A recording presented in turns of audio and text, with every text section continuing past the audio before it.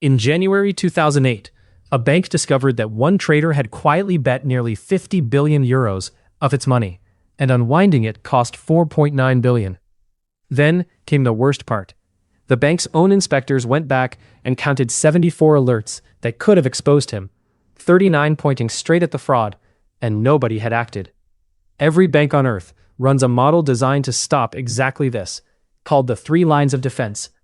In the next 5 minutes, you will see how it works, why it still fails, and the 3 questions that tell you whether yours actually protects you. So let me build this from first principles. A bank makes money by taking risks, which means someone somewhere is always in a position to take one risk too many.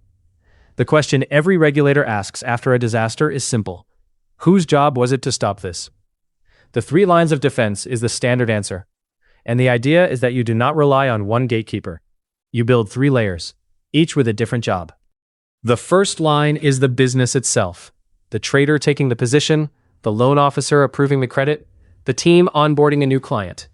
The rule is that they do not just create the risk, they own it. They run the daily controls, the limits, the 4 eyes checks, because the people closest to the risk are the ones who can catch it first. The second line watches the first. This is risk management and compliance. They set the limits, monitor the positions, and challenge the business when something looks wrong. They do not take the risks, and they do not own them. Their whole value is that they are separate from the people they are watching, close enough to see everything, independent enough to say no. And the third line is internal audit. Its job is to check everyone, including the second line. To do that honestly, it has to be independent of everything it audits, so it reports its findings straight to the very top of the bank, the board, and its audit committee. Line 1 owns the risk. Line 2 challenges it.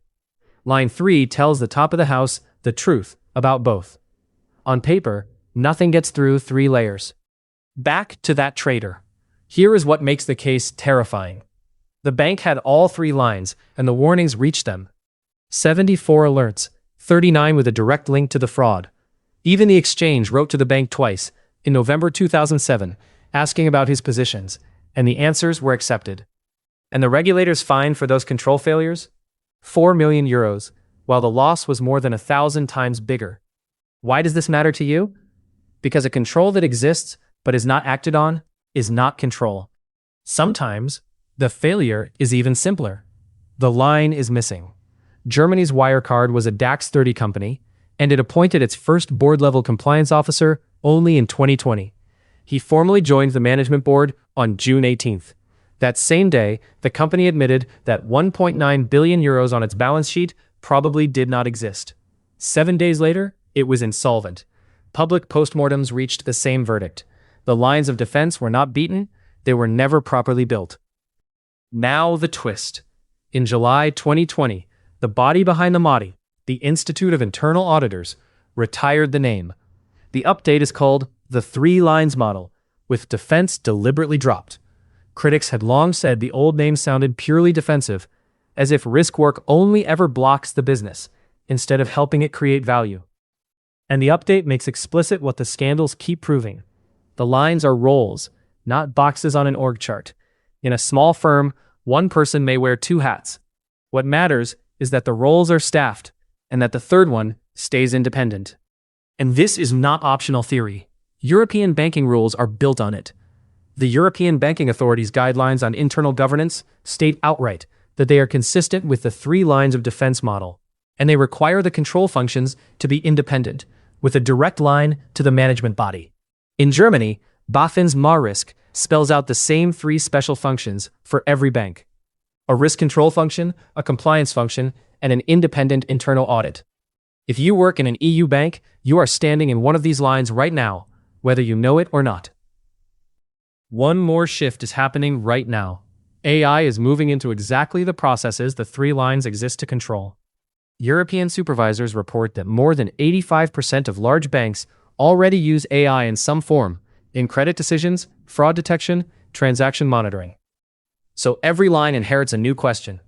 If a model approves the loan, the first line still owns that decision. If a model flags the fraud, the second line must understand why.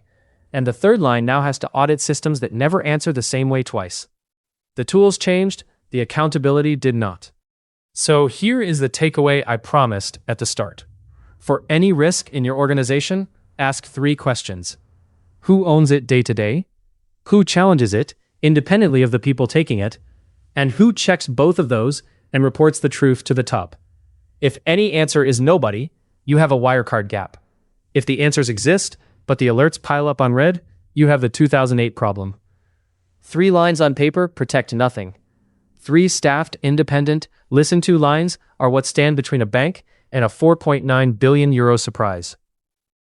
If this helped you see your own bank more clearly, that is the goal of this channel. One topic from banking, risk, and AI, explained from first principles, every day. Subscribe if you want the next brief.